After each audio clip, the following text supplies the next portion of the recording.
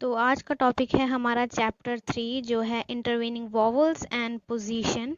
The first thing is that which I written in this is what is intervening vowels. So the definition is first and second place vowel sign when occurring between two strokes are written after the first stroke. It means जब हमारा first and second place vowel sign occur करता है किसके बीच में, to strokes के बीच में अकर करता है after the first strokes, first stroke के बाद. तो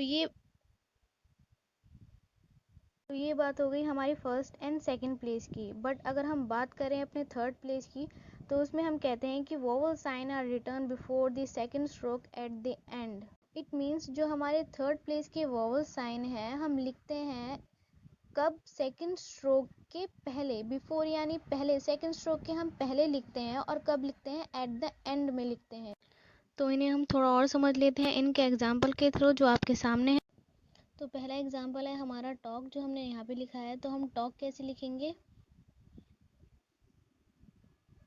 T and K both are light stroke and O का साउंड यानी डार्क डैश फर्स्ट प्लेस पे. And second example is our gate. तो गेट कैसे लिखेंगे, गेट हम लिखेंगे गे एंड टी, गे का डार्क स्ट्रोक एंड टी का लाइट एंड सेकेंड प्लेस पे ए का साउंड, ए का डॉट. तो इसमें हमने देखा कि जो हमारे फर्स्ट एंड सेकेंड स्ट्रोक के बीच में जो वॉवल्स आ रहे हैं वो हमारे फर्स्ट स्ट्रोक के बाद आ रहे हैं, यानी ये हमारा बिफोर है, ये आफ्टर है, ये आफ्टर है. तो फर्स्ट स्ट्रोक के बाद आ रहे हैं जो हमारे फर्स्ट एंड सेकंड प्लेस के इंटरवेनिंग वॉवल्स हैं. बट अगर हम बात करते हैं अपने थर्ड प्लेस के वॉवल साइन की जो कि इस तरह है. इस एग्जांपल के थ्रू हम देख रहे हैं यहाँ पे मैंने लिखा है डीम, मीन्स ई वाला साउंड जो है हमारा बहुत लॉन्ग स्ट्रेच हो रहा है. सो अब हम इसे लिखेंगे कैसे, हम लिखेंगे हमारा D consonant and M consonant which is light, D is dark and M is light and dark dot is this in this place. हमने इसे ऐसे क्यों लिखा, because we know that this thing कि अगर हम ई का साउंड आ रहा है इसमें डीम साउंड आ रहा है, डिम नहीं आ रहा है. डिम साउंड जो है हमारा लाइट है बट डीम हमारा लॉन्ग स्ट्रेच हो रहा है, इसके अकॉर्डिंग हमने इसे थर्ड प्लेस पे किया है. बट अगर हम इसी तरीके से अपना डीम लिखेंगे तो हम लिखेंगे D consonant and M consonant and light dot in third place. So then let me tell you about our second point which is intervening vowel place. इसमें हम अपने intervening vowel places के बारे में जानेंगे जो कि कुछ इस तरह है जो मैंने आपको इस इमेज में शो कर रखा है. और अब इन्हीं सभी इमेजेस के थ्रू आप जानेंगे हमारे सारे इंटरवेनिंग वॉवल प्लेसेस के बारे में. सो हमारा फर्स्ट इमेज है कुछ इस तरीके से. तो हमारा फर्स्ट प्लेस में इधर and then second place is this and third place is this. And मैं इसमें बता दूं कि जो हमारा बिफोर एंड आफ्टर वाला भी पॉइंट हमें याद रखना होता है. जो है हमारा फर्स्ट जो हमारा बिफोर प्लेस है वो इधर आता है एंड आफ्टर इधर आता है. मीन्स जब हम कुछ अपना स्ट्रोक लिखते हैं तो उसके पहले मीन्स बिफोर जो हमारे साइन है वो इधर आते हैं एंड आफ्टर इधर आते हैं. And the second image is in this, second image is this and जो उसके प्लेस है वो है फर्स्ट प्लेस इधर, सेकेंड प्लेस इधर एंड थर्ड प्लेस इधर सबसे लास्ट में. इस इमेज में फर्स्ट प्लेस इधर, सेकंड प्लेस इधर एंड थर्ड प्लेस इधर.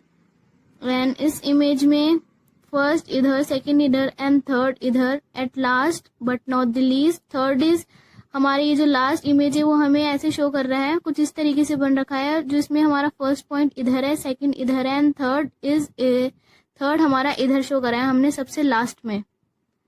सो इन सभी वॉवल प्लेसेस के थ्रू हमने ये जाना कि हमें अपने सारे वॉवल प्लेसेस कहाँ कहाँ किस टाइम कब पुट करने हैं. सो या आई होप आपको ये सेकंड पॉइंट भी क्लियर हो गया है. सो अब चलते हैं हम अपने थर्ड पॉइंट की तरफ जो कि है हमारा पोजीशन ऑफ आउटलाइंस. इस पॉइंट में हम जानेंगे कि हम अपनी जितनी भी आउटलाइंस बनाते हैं यानी जितना भी हम अपने स्ट्रोक्स बनाते हैं उसकी जो पोजीशन है वो हम कैसे रखते हैं. And there are three places in which to put the vowel sign. इसमें 3 places होते हैं हमारे vowel sign को पुट करने के लिए जो कि कुछ इस तरीके से है. फर्स्ट प्लेस है हमारा, फर्स्ट पोजीशन होता है हमारा above the line, second position होता है हमारा on the line and third position होता है हमारा through the line. First place में जो हमारा अबव द लाइन है उसमें हम अपने आउटलाइन को अबव द लाइन ड्रॉ करेंगे, मीन्स लाइन के ऊपर। सेकंड प्लेस में ऑन द लाइन हम अपने आउटलाइन को लाइन के ऊपर ही जो हमारी लाइन है वहीं पे ही ड्रॉ करेंगे। थर्ड प्लेस में जो कि हमारी थ्रू द लाइन है, थर्ड प्लेस की पोजीशन को हम अपने थ्रू द लाइन करेंगे, यानी लाइन के नीचे। सो इन एग्जांपल में मैंने आपको पाम ड्रॉ करके दिखाया है, शेयर ड्रॉ करके दिखाया है एंड लीड ड्रॉ करके दिखाया है। इन सबकी जितनी भी आउटलाइंस है वो मैंने आपको इसमें ड्रॉ करके दिखाई है। First place, second place and third place तीनों के बारे में इसके एग्जांपल के थ्रू बताया है। सो यस, एट लास्ट में आपको अगर ये देखना है कि अगर आपका कॉन्सेप्ट जो है क्लियर हुआ है या नहीं, तो आप इन सारे वर्ड्स की प्रैक्टिस कर सकते हैं जो मैंने आपको यहाँ पे शो कर रखे हैं। सो यस, इस थर्ड चैप्टर में आई होप आपको ये सारे तीनों पॉइंट क्लियर हो गए हैं जो मैंने आपको समझाए हैं। So at the end of my video, I really wanna say this thing: if you like my video, so don't forget to like, share and subscribe to my channel and hit the bell icon for my latest upcoming YouTube videos.